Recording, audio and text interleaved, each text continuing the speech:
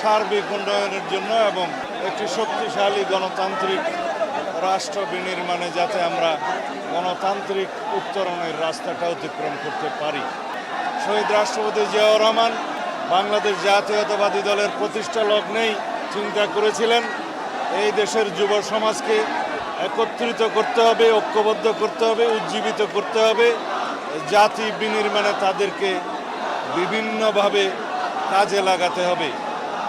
সেই যে আমাদের যুবদলের যাত্রা শুরু, আজকে ৪৭ বছরে আমরা যা অর্জন করতে পেরেছি জাতীয় জীবনে, যুবকদের জন্য কর্মসংস্থানে, যুব বিষয়ে মন্ত্রণালয় সৃজনের মধ্য দিয়ে এবং এই যুবকদের নিয়ে তারুণ্যের ভাবনা নিয়ে আমরা যে বর্তমানে বাংলাদেশ বিনির্মাণের স্বপ্ন দেখি সেটাকে আমরা একত্রিতভাবে ধারণ করেছি এবং সারা বাংলাদেশে আমরা তরুণদের, যুবকদের রাজনৈতিক ভাবনাকে আহরণ করার জন্য আমরা সমগ্র বাংলাদেশে আমরা সফর করেছি। তাদের রাজনৈতিক ভাবনা এবং তারুণ্যের রাজনৈতিক ভাবনা আমরা গ্রহণ করে আত্মস্থ করে সামনের দিনে জাতি বিনির্মাণে কীভাবে আমরা সেটা বাস্তবায়ন করতে পারি সেই লক্ষ্যে আমরা কর্মসূচি প্রণয়ন করছি। আশা করি ইনশাল্লাহ এই দেশ একটি তারুণ্য নির্ভর বাংলাদেশ হবে, যুবকদের কর্মসংস্থান নির্ভর বাংলাদেশ হবে, যুবকদের এবং তারুণ্যের চিন্তা চেতনা নির্ভর, প্রযুক্তি নির্ভর, মেধা নির্ভর বাংলাদেশ বিনির্মাণ হবে।